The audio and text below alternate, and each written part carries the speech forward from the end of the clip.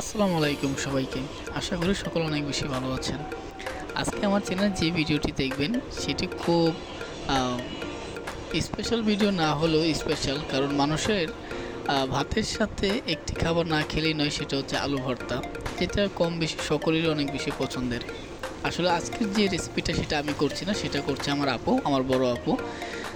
প্রথমত আমরা সবকিছু কেটে, পেঁয়াজ কাঁচামরিচ কেটে এবং আপনার আলু সিদ্ধ করে, আপনারা এখন দেখতে পাচ্ছেন যে শুকনো মরিচগুলো আপনার হাতে ভেঙে নিচ্ছি পেঁয়াজ কুচির সাথে, সাথে ধনিয়া পাতা আছে এবং সিদ্ধ আলুটা আগেই ভেঙে নিয়েছে আমার আপু। তো এই পর্যায়ে আমরা এভাবে যদি প্রথমে পেঁয়াজ কুচি, লবণ এবং সরিষার তেল সব কিছু মিক্স করে আলু ভর্তার সাথে মাখিয়ে তারপর যদি ভর্তা তৈরি করি, তখন খাবারটা খেতে অনেক বেশি ভালো লাগে। তো আমরা যারা আছি বাঙালি বলতে, মানে আমরা মাছে ভাতে বাঙালি, কিন্তু মাছে ভাতে বাঙালি ছাড়াও আমাদের আলু ভর্তাটা অনেক প্রিয় একটা জিনিস।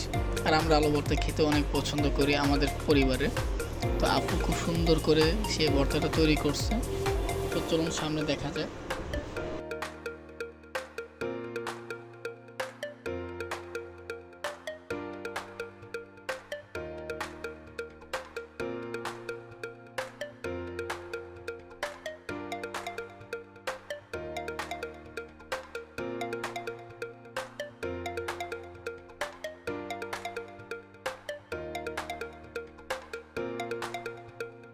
ভর্তা তৈরির এই পর্যায়ে এসে আমার মুখে যেন পানি চলে এসেছে। এত সুন্দর ভর্তা এবং দেখতে এত টেস্টি মনে হচ্ছে, ভাতের সাথে না খেলেই না।